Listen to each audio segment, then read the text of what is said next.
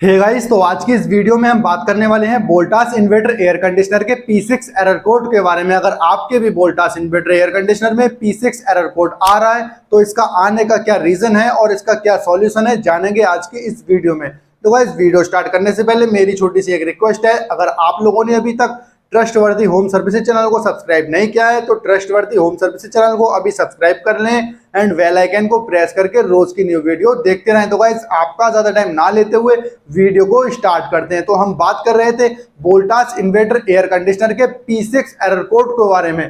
तो हमने ये एक डायग्राम बना रखा है वोल्टास इन्वर्टर एयर कंडीशनर का। हम इसी डायग्राम, इसी फिगर के जरिए आपको समझाने की कोशिश करेंगे, बिल्कुल आसान तरीके से आपको समझाने की कोशिश करेंगे।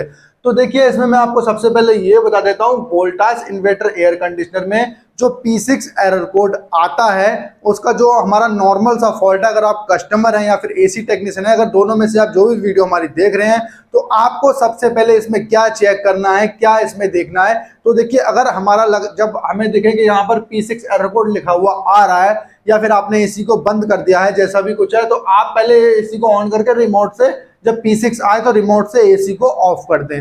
रिमोट से एसी को ऑफ करने के बाद में स्विच या फिर आपका जो भी एमसीबी लगा हुआ होगा उसको आपको डाउन कर देना है। स्विच है तो आप उसको दबा दें, ऑफ कर दें, बस आपको इतना काम करना है।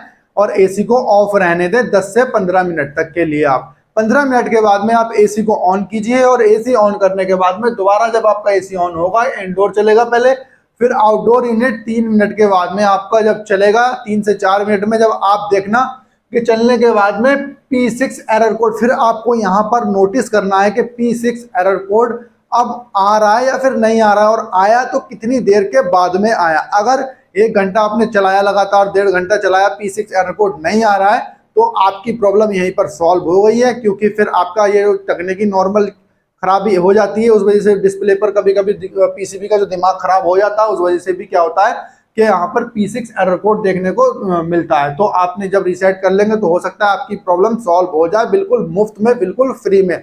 ये करने के बाद अगर आपकी प्रॉब्लम सॉल्व नहीं होती है तो फिर आपको एसी टेक्नीशियन को बुलाना पड़ेगा और आपका वही चेक करेगा। अगर आप चाहें तो हमसे भी सर्विस ले सकते हैं, हम ऑल इंडिया में सर्विस प्रोवाइड करते हैं। आप हमें एक बार कॉल कर ले, आपको हम बता देंगे, कोई दिक्कत की बात नहीं है। या फिर हम आपको यहाँ एसी टेक्नीशियन भी भेज सकते हैं। आप इंडिया में कहीं से भी हो, आप हमसे बात करके हमारे चैनल के अबाउट में जाए, वहां से हमारा नंबर मिल जाएगा आपको, आप हमसे कॉल कर सकते हैं, आपके यहाँ पर हम एसी टेक्नीशियन भेज देंगे। बाकी मैंने आपको बता दिया, अगर आपने किसी टेक्नीशियन को बुला रखा है ऑलरेडी, तो या फिर आप एसी टेक्नीशियन है, तो आपको फिर क्या चेक करना चाहिए। मैं आपको 4 ऐसे रीजन बताऊंगा, 4 ऐसे कारण बताऊंगा जिनके कारण से, जिनके रीजन से हमारा P6 एरर कोड देखने को मिलता है, और आपको स्टेप बाय स्टेप उसको फॉलो करना पड़ेगा। तो सबसे पहले मैं आपको ये बता दूं, इंडोर यूनिट से रिलेटेड फॉल्ट नहीं है, ये फॉल्ट आउटडोर यूनिट में आता है, उसी वजह से P6 एरर कोड देखने को मिलता है।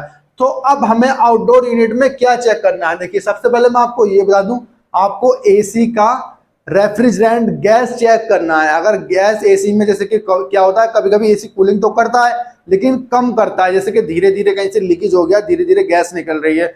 अब गैस धीरे धीरे निकल के वो मीडियम सी बची है गैस, तो उसमें कूलिंग भी होगी हल्की हल्की, लेकिन उसमें क्या होता है, जो डिस्चार्ज लाइन का हमारा जो पाइप होता है कंप्रेसर में लगा हुआ, वो ओवरहीट हो जाता है। ओवरहीट होने के रीजन से P6 एरर कोड देखने को मिलता है, क्योंकि एसी पर लोड पड़ता है जब एसी में गैस कम होता है या फिर बिल्कुल नहीं होता है। तो पहला पॉइंट हमारा गैस का ही है, ये गैस आपको चेक करानी है, ठीक है। अगर गैस ऑलरेडी डन है, ठीक है, फिर दूसरा पॉइंट हमारा आता है एसी की सर्विसिंग।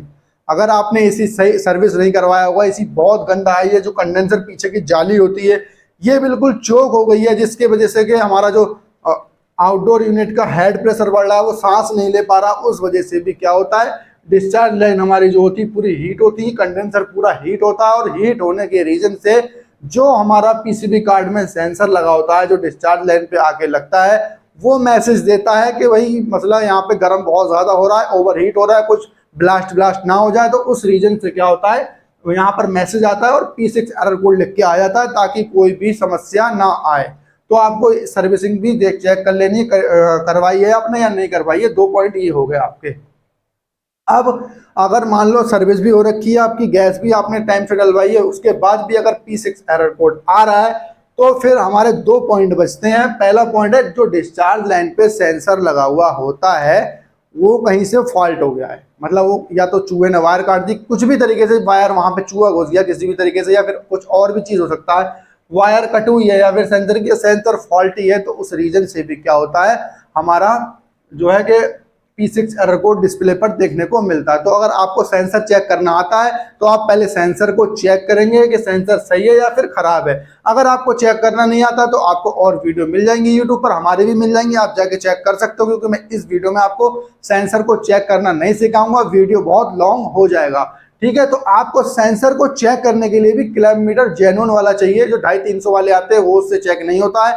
आपको HTC के ये सारे क्लैंप मीटर होते हैं जो 1500-1600 के मिलते हैं। मैं आपको लिंक भेज दूंगा आपको डिस्क्रिप्शन में, आप चाहें तो वहां से जाके परचेज भी कर सकते हैं, ऑनलाइन आपका घर पे आ जाएगा, जिस एड्रेस पर आप मंगवाएंगे तो आप वहां से भी आप बुक कर सकते हैं, आपका आ जाएगा, कोई इसमें दिक्कत की बात नहीं है। और उसी क्लैंप मीटर से आपको चेक करना है सेंसर खराब है या सही है। अगर सेंसर सही है तो फिर जो हमारा चौथा पॉइंट है वो PCB कार्ड का है।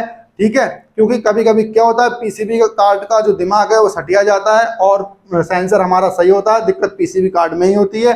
और वैसे फॉल्ट तो ये सेंसर से ही रिलेटेड है, क्योंकि जो ये मॉडल नंबर है, अगर हमारा P6 एरर कोड आता है तो वो डिस्चार्ज टेम्परेचर सेंसर जो होता है वो जो डिस्चार्ज लाइन का टेम्परेचर होता है वो ओवरहीट होने के रीजन से ही आता है। मैसेज हमारा डिस्चार्ज सेंसर से ही होता है, लेकिन क्या होता है कभी कभी सेंसर खराब होता है, PCB का दिमाग सटिया जाता है, उस वजह से भी क्या होता है कि हमारा सेंसर को खराब बताता है। तो आपको चेक करना है सेंसर खराब है या फिर PCB कार्ड खराब है, बस सिंपल सी बात है। इन दोनों में से जो भी होगा आप चेंज कर देंगे। अगर PCB कार्ड में खराब होगा तो आप उसको रिपेयर करा के जाके लगा के इसको लगा देंगे, आपकी प्रॉब्लम 100% सॉल्व हो जाएगी और उसमें कुछ है नहीं। बाकी अगर आपको समझ में नहीं आ रहा है तो आप हमें कॉल कर सकते हो, बिल्कुल फ्री आपका चार्ज है, आपसे कोई पैसे नहीं लिए जाएंगे पूछने के भी, तो आप हमसे पूछ सकते हो, आपकी हेल्प करने के लिए बिल्कुल रेडी बैठे हैं। और अगर आपने हमारे चैनल को सब्सक्राइब नहीं किया है तो बड़ी मेहनत से वीडियो बनाते हैं, चैनल को अभी सब्सक्राइब कर लें एंड बेल आइकन को भी प्रेस कर लें। तो गाइज आई होप सो, उम्मीद करता हूं ये वीडियो आपको पसंद आई होगी। वीडियो को लाइक एंड शेयर जरूर करें और ऐसे ही रोज की न्यू वीडियो देखते रहें। तो गाइज चलते हैं, फिर मिलते हैं एक और ऐसे ही नेक्स्ट वीडियो के साथ।